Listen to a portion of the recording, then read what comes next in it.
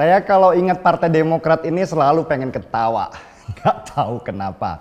Sejak dulu saya kurang suka dengan orang-orang di partai ini yang pencitraannya itu seperti cewek yang make upnya terlalu tebal. Padahal kalau make upnya tipis-tipis aja terus ditambahi dengan prestasi yang luar biasa, bisa jadi mereka akan jadi partai yang cantik dan disukai oleh banyak orang. Tapi Demokrat dari dulu itu begitu. Mereka lebih suka bersolek daripada kerja. Mulai dari ketua umumnya Pak SBY yang lebih suka menjaga ketenangan daripada menjaga negara. SBY bahkan dulu punya prinsip million friends, zero enemy. Yang berarti sejuta teman dan tidak punya musuh. Wah, ini berbahaya sekali, menunjukkan negara ini kehilangan kewaspadaannya. Dan benar saja semua ideologi di negeri ini dirangkul oleh SBY. Termasuk ideologi dari HTI, FPI, PKS dan banyak ormas radikal lainnya. SBY nggak sadar konsep zero enemy-nya membuat para pengusung khilafah ini makin mudah melebarkan sayapnya. Mereka diberikan tempat di posisi strategis sendi-sendi bangsa seperti telekomunikasi dan pendidikan. Yang terjadi seperti sekarang ini, selama 10 tahun kelompok garis keras ini berhasil beranak pinak di sana dan menjadi penguasa. BUMN dipenuhi oleh majelis taklim yang menjadi pusat pembibitan kebencian terhadap negara. Kebayang gak sih mereka benci terhadap negara yang memberi mereka makan selama ini? Dan pada akhirnya make up tebal itu bobol sudah. Ketika make up itu luntur, terlihatlah wajah partai sesungguhnya yang bopeng, hancur, bahkan tidak enak dilihat sama sekali. Satu persatu kader partainya masuk penjara karena korupsi. Nggak yang cewek, nggak yang cowok, mereka nggak malu-malu untuk merampok harta negara. Proyek-proyek dianggarkan triliunan rupiah, di mana mereka ingin merampok uang ratusan miliar rupiah. Dan pada akhirnya proyek-proyek itu ditinggalkan, mangkrak dengan berbagai masalah. Partai Demokrat ketika berkuasa bukannya membangun negeri supaya bisa sejahtera. Mereka malah menutupi kebusukan mereka lewat ormas agama dan bantuan langsung tunai supaya rakyat manja. Akhirnya ya bermunculanlah rakyat dengan mental pengemis di mana-mana, berharap BLT tapi males disuruh kerja. Akhirnya banyak yang kaya bermental miskin, sedang yang miskin pun manja. Hutang negara bukannya dipakai untuk meningkatkan valuasi negeri ini, tapi dipakai untuk membangun kebahagiaan semu lewat dana tunai yang juga lagi-lagi dikorupsi oleh mereka. Korupsi, kata ini seperti melekat sebagai sebuah brand di Partai Demokrat. Mungkin hanya di sisi korupsi inilah Partai Demokrat punya prestasi. Dengan memainkan narasi, katakan tidak pada korupsi. Mereka malah menggarong besar-besaran uang negara supaya bisa hidup mewah. Semua dikeruk, semua dimakan. Seperti orang rakus yang takut gak kebagian pangan.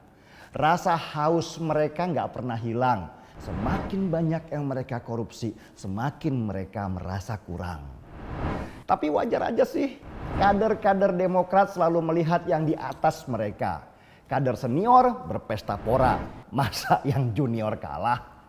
Kader junior punya panutan bahwa kekayaan bisa mengontrol manusia. Maka mereka berlomba-lomba menumpuk kekayaan supaya bisa naik ke atas, masuk ke elitnya, di mana mereka bisa merampok lebih besar lagi. Coba perhatikan ya, betapa hebatnya Demokrat membina kader muda supaya bisa korupsi. Seorang kader wanita baru berusia 24 tahun, cantik, berpenampilan agamis, bernama Nur Afifah Balkis, itu ditangkap KPK. Nur Afifah ini dalam usia muda ternyata sudah menjadi bendahara umum Bupati Penajam Pasar Utara. Gile nggak? 24 tahun men. Di usia itu bahkan masih banyak generasi muda yang sibuk di bangku kuliah. Nur Afifah sudah terdidik untuk menjadi tempat penampungan uang hasil korupsi bupatinya. Inilah prestasi terbesar Partai Demokrat yang harus kita angkat topi setinggi-tingginya. Memang banyak kader partai yang korupsi, tapi Demokrat berhasil memecahkan rekor muri dengan kader termuda yang tertangkap oleh KPK.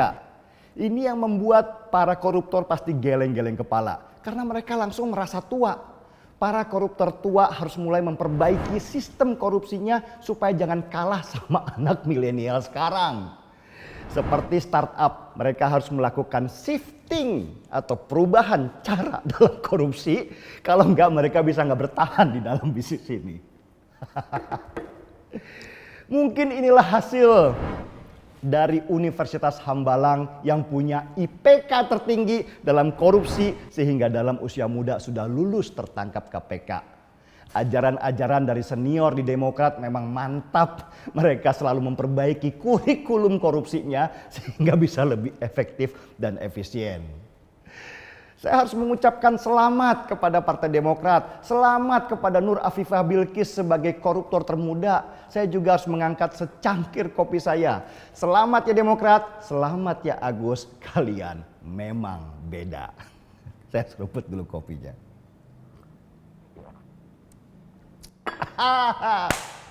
Gaspol!